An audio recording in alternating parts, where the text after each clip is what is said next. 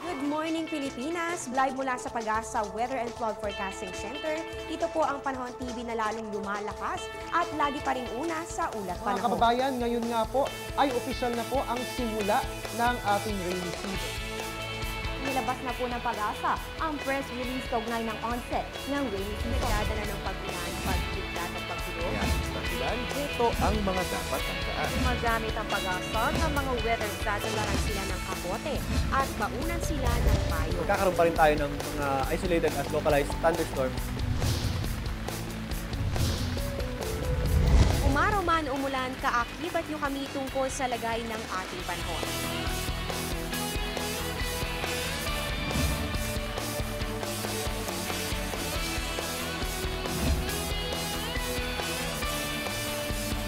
Dahil sa Panahon TV, walang pinipiling panahon ang pagbibigay impormasyon. Ang programang ito ay hatid sa inyo ng Air 21. Sagot ko, padala mo!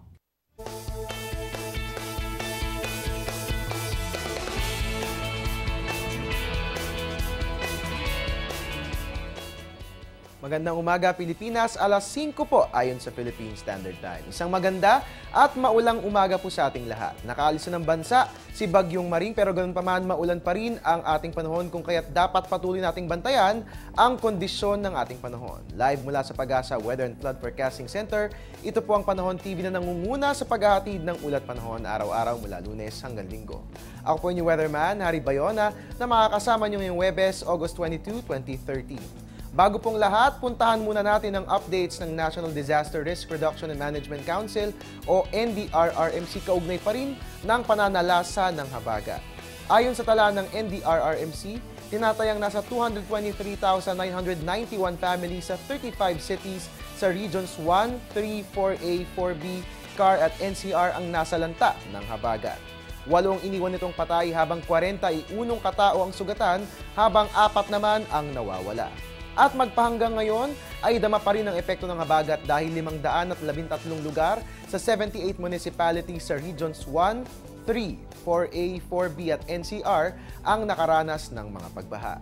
Matindi rin ang ginawa nitong damages sa ari-arian ng ating mga kababayan. So far, nasa 66,763,939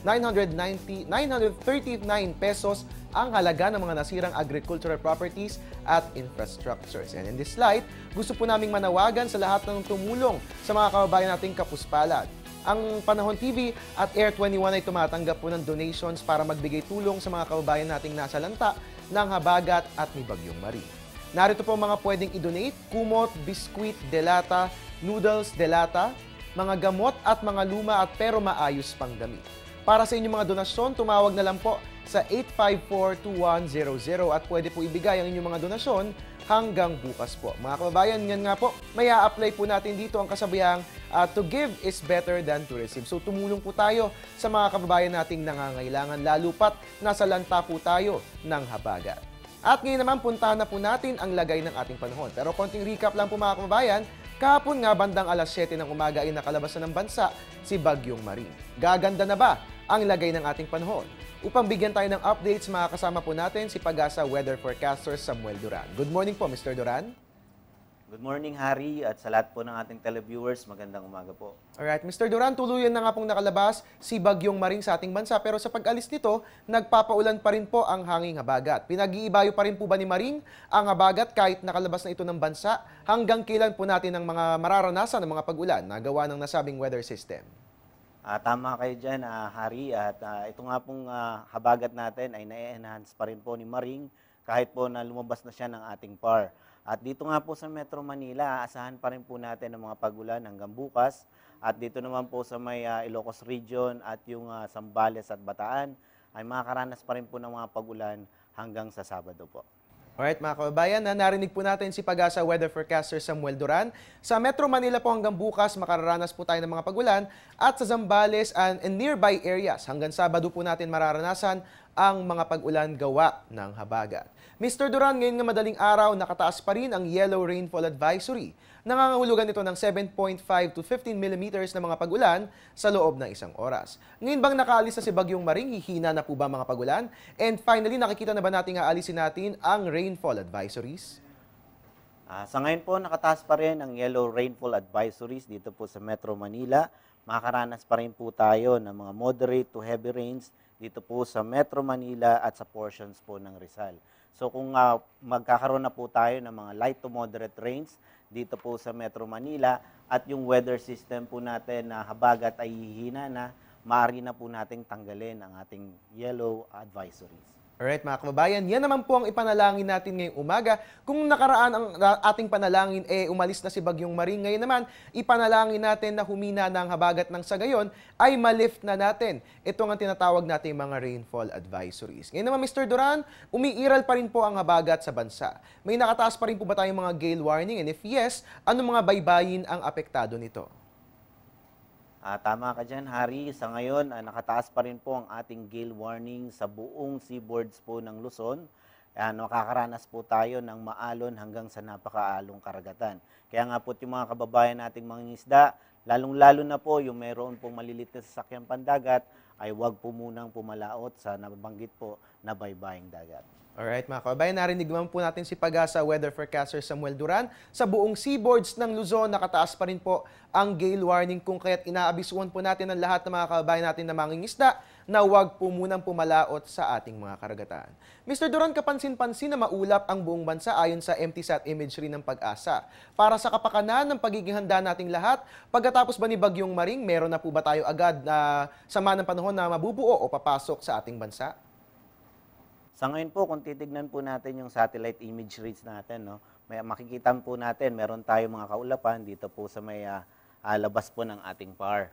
So, meron po tayong nakikitang low pressure area. Ito po ay nasa layong 1,200 kilometers east po ng Northern Luzon. So, sa ngayon po, hindi pa naman siya pumapasok ng ating PAR.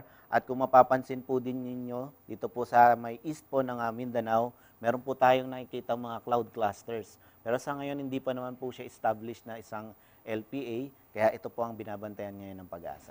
Alright mga kababayan, continuous monitoring ang ating gawin sa lagay ng ating panahon, lalo pat may panibago na namang low pressure area na nakaambang magbigay ng mga pag-ulan sa ating bansa. Mr. Duran, ito po ulitin lang po natin ito, no? Kailan na po ba natin ulit mararamdaman ang improvement sa lagay ng ating panahon?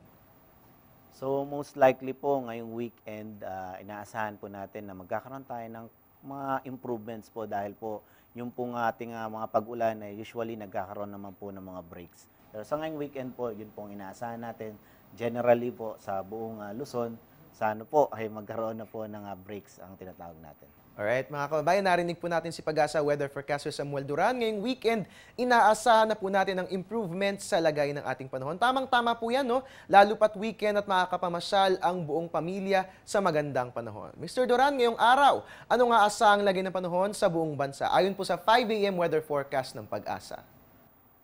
Sa ngayon po, umiiral pa rin ang ating southwest monsoon na dito po sa buong Luzon. Inaasahan po natin ang Metro Manila, ang Calabarzon, at ang Central Luzon, rather ang Ilocos Region and Cordillera ay makakaranas pa rin po ng mga pag-ulan dulot po ng habagat at na maaari pong mag-trigger ito ng flash floods and landslides. Ang natitirang bahagi naman po ng Luzon, ang Cagayan Valley, yung Calabarzon, and yung portions po ng Mindanao dahil po sa approaching na cloudiness ay inaasahan po natin ng light to moderate rains. At yung buong Kabisayaan at yung Bicol region, pati na rin po ang probinsya po ng Palawan, ay makakaranas naman po ng mga pulupulong pag-ulan o pagkidlat pagkulong. Alright, maraming salamat po Mr. Duran. Last few reminders sa ating mga kababayan, bilang generally speaking, magiging maulan ang lagay ng panahon sa kalakhang bahagi ng bansa. So ngayon po na ine-expect pa rin po natin na may mga paulan. So lagi po tayong maghanda at magdala po tayo ng pananggalang sa ulan. At lagi po tayong maging informed at lagi po tayong maging handa pa rin dahil nga mayroon pa rin tayong mga encounter na paulan. Alright, maraming salamat po mga kababayan. Atin pong nakasama si Pag-asa Weather Forecaster Samuel Duran na siya nagbigay ng update sa atin hinggil sa lagay ng ating panahon. Ngayon naman alamin na natin kung anong oras nga ba sisikat si Haring Araw. Ang ating sunrise magaganap po yan ng 5:43 AM. Ang ating sunset naman ay 6:15 PM. Ang ating moonrise ay 6:17 PM. Ang ating moonset naman ay 6:32 AM. May illumination po yan na 100% at makikita po natin ang last quarter moon sa darating na August 28. Para naman sa ating tidal predictions along Manila Bay courtesy of Namria, Ang ating high tide ay 10:39 a.m. May taas po yan na 1.30 meter. Habang ang ating low tide naman ay 3:01 p.m. May taas po yan na 0.43 meter. At mga kababayan, para po sa mga kagigising pa lamang po dyan na ating mga magulang, tignan po natin ang ilalim po ng ating screen. No? Makikita po natin dyan ang mga eskwelahan at mga lugar kung saan suspendido po ang pasok para sa araw na ito. Huwag po kayong aalis mga kababayan, magbabalik pa po ang Panahon TV.